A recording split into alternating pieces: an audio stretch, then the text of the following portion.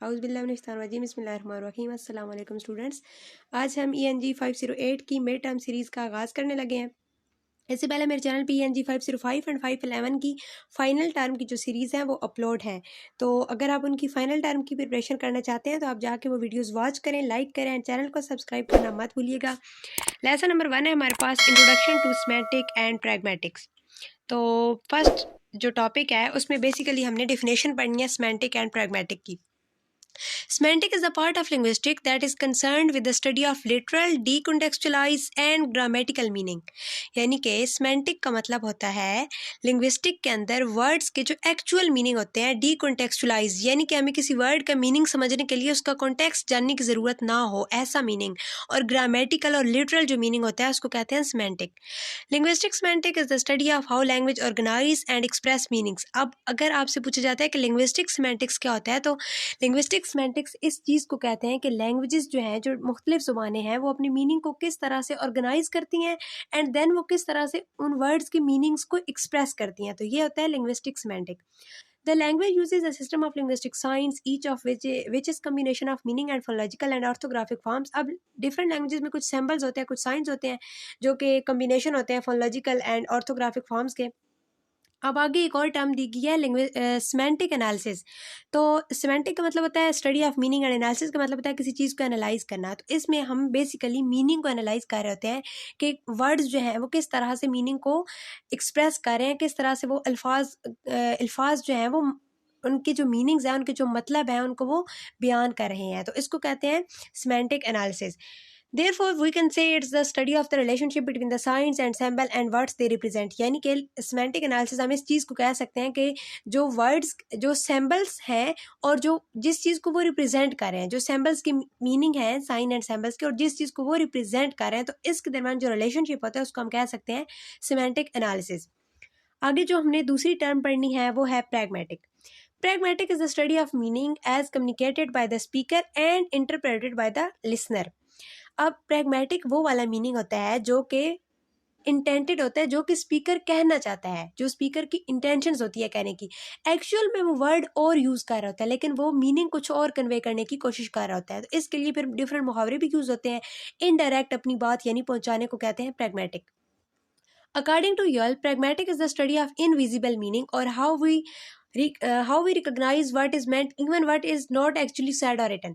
यानी कि यल के मुताबिक, अब ये वाली जो डिफिनेशन है ये एज ए क्वेश्चन और एज MCQs पेपर में आ सकती है कि यल के मुताबिक प्रैग्मेटिक क्या है। तो यल के मुताबिक जो है वो प्रैग्मेटिक इनविजिबल मीनिंग्स होते हैं जो कि एक्चुअल वो वर्ड कहा नहीं गया होता लेकिन मीनिंग वो होता है। तो इस चीज़ को, यानी एक्चुअल वर्ड कहा नहीं गया और फिर भी उसकी मीनिंग को समझना, इस चीज़ की स्टडी को कहते हैं प्रैग्मेटिक।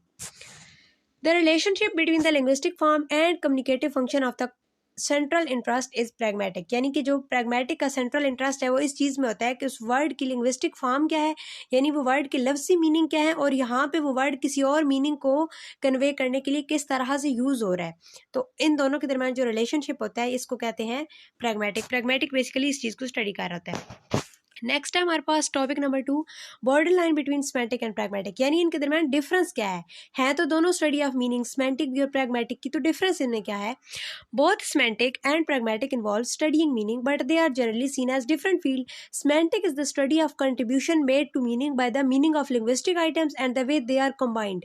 यानी कि linguistically लफ्ज़ी meaning क्या है किसी word का, वो हम स्टडी करते हैं semantic के अंदर। Lexical semantic deals with the word meaning and compositional semantic deals with the way that meaning of the lexical item combined to give phrase and sentence meaning। अच्छा, यहाँ पे फिर उन्होंने semantic की भी आगे से 2 टाइप्स बताई हैं। एक होता है lexical semantic और एक होता है compositional semantic। लेक्सिकल वर्ड से ही जाहिर हो रहा है। लेक्सिकल स्टडी किस चीज़ को कहते हैं? वर्ड के मीनिंग की। किसी वर्ड का जो मीनिंग है उसको कहते हैं लेक्सिकल सेमेंटिक। और वो वर्ड जब कंबाइन होकर एक फ्रेज और या एक सेंटेंस के मीनिंग को अगर हम समझ रहे हैं, एक फ्रेज या एक सेंटेंस के लफ्जी मीनिंग को समझने को हम कहते हैं कंपोजिशनल सेमेंटिक। आगे जो प्रैग्मेटिक है, pragmatic concerned with the what is conveyed by the particular tense of the phrase by speaker in the context।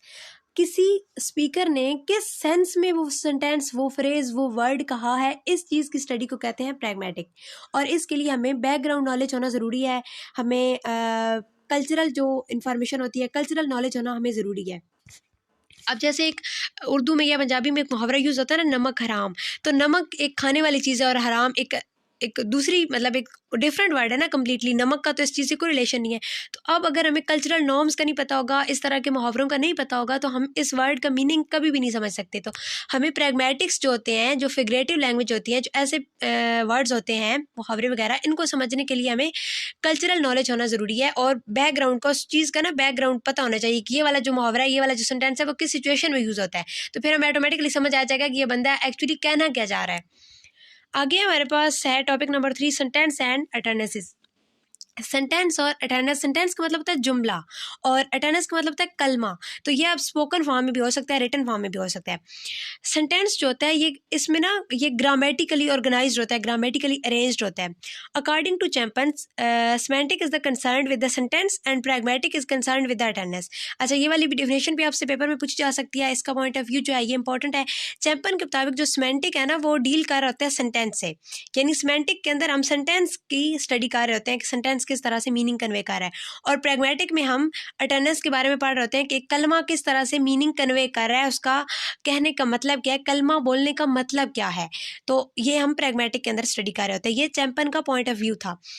Sentences are linguistic entities that are semantic facts about any language concerning the meaning of its words and the way in which they can combine together to give meaning। यानी कि sentence के अंदर different word जो होते हैं वो combine हुए होते हैं कुछ मीनिंग को कन्वे करने के लिए। However, an attendance is an instance of the production of sentence or fragment of the sentence। The most obvious distinction between the sentence and attendance is that attendance will have a special temporal and physical properties. जो एक attendance होती है, कलमा होता है, उसकी कुछ special कुछ टेम्पोरल फिजिकल प्रॉपर्टीज़ होती हैं, जबकि सेंटेंस जो होता है उसको समझने के लिए हमें किसी कॉन्टेक्स्ट की ज़रूरत नहीं होती है। वो बस जो उसके वर्ड्स होते हैं, वो जो मीनिंग कन्वे कर रहे होते हैं, उससे ही हम उसको समझ लेते हैं। आगे हमारे पास है topic number 4, language and logic. Logic basically इस चीज़ को कहते हैं कि आइडियाज़ जो होते हैं वो आपस में किस तरह से रिलेट कर रहे होते हैं और डिफरेंट आइडियाज़ को कंबाइन करके हम न्यू आइडियाज़ किस तरह से क्रिएट कर सकते हैं। इसको कहते हैं स्टडी ऑफ लॉजिक, या जी ये होती है लॉजिक। यहाँ पे इसकी जो डेफिनेशन दी हुई है वो है, logic is concern with way in which ideas relate to each other, can be combined together and can be use to drive other ideas with confidence. Logic can stand not to talk about ideas, though the basic unit of traditional logic is the proposition। अच्छा, ideas की जो basic होती है ना, basic unit होता है वो होता है प्रोपोजिशन। यहाँ पे ये अपने देखना है, गौर करना है, ये प्रीपोजिशन वर्ड नहीं है, प्रोपोजिशन। प्रोपोजिशन कुछ स्टेटमेंट होती हैं, कुछ अजम्पशन होती हैं जो कि हम खुद से अज्यूम कर लेते हैं किसी सेंटेंस को सुन के, तो उससे हम खुद कोई अजम्पशन जो होती है वो अज्यूम कर लेते हैं। और ये जो होता है ना, ये बाज़ औक़ात रॉन्ग भी हो सकती हैं, ट्रू भी हो सकती हैं, फॉल्स भी हो सकती हैं। जैसे मैं आपको सिंपल एग्जांपल देती हूँ। अगर हम कहते हैं, हम एक जुमला लिखा हुआ सुनते हैं या किसी से सुनते हैं या लिखा हुआ पढ़ते हैं कि अली की कार का हादसा हो गया, तो इससे हम जो प्रोपोजिशन होगी सेंटेंस में वो हम ये बनाएंगे कि अच्छा अली के पास कार है।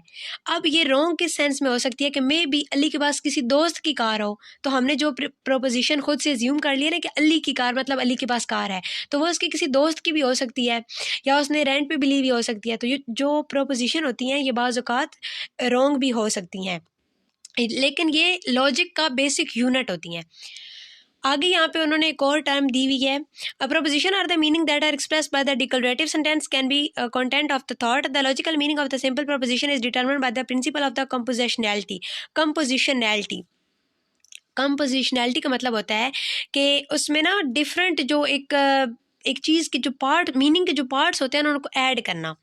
Holds that the meaning of the whole is made up by combining together by adding the meaning of its part. Thus, the meaning of the proposition is composed of the meaning of the subject plus meaning of the predicate। आगे हमारे पास है topic number 5, explicit and implicit. अच्छा, implicit वो वाले meanings होते हैं जो कि हमने पढ़ा है ना। इम्प्लिसिट को आप ले सकते हो एज अ प्रैग्मेटिक और एक्सप्लिसिट को आप ले सकते हो एज अ सिमेंटिक। एक्सप्लिसिट के अंदर जो है ना, वो किसी भी चीज़ के जो मीनिंग्स होते हैं वो हमें एक्सप्लेन करने की ज़रूरत नहीं होती है, उसका कोई कॉन्टेक्स्ट में जाने की ज़रूरत नहीं होती है। यानी कि हम किसी वर्ड का ना जो लफ्ज़ी मीनिंग होता है उसको आप कह सकते हो एक्सप्लिसिट नॉलेज, और जो इम्प्लिसिट नॉलेज होता है इसके लिए आपको कॉन्टेक्स्ट का इल्म होना ज़रूरी है। Pragmatic are interested in case where what the speaker intends to convey. यानी कि प्रैग्मेटिक्स जो होते हैं, जो प्रैग्मेटिक को स्टडी कर रहे होते हैं, जो प्रैग्मेटिक्स होते हैं वो इस चीज़ में इंटरेस्टेड होते हैं कि स्पीकर का बात कहने का मतलब क्या था। जो उसने एक्चुअल में वर्ड यूज़ किया वो इस चीज़ पे गौर नहीं कर रहे होते, वो जो स्पीकर का इंटेंशन थी उस चीज़ पे गौर कर रहे होते हैं। The format is generally known as the implicit meaning. तो इसको आप कहेंगे इन इम्प्लिसिट मीनिंग, ठीक है। जो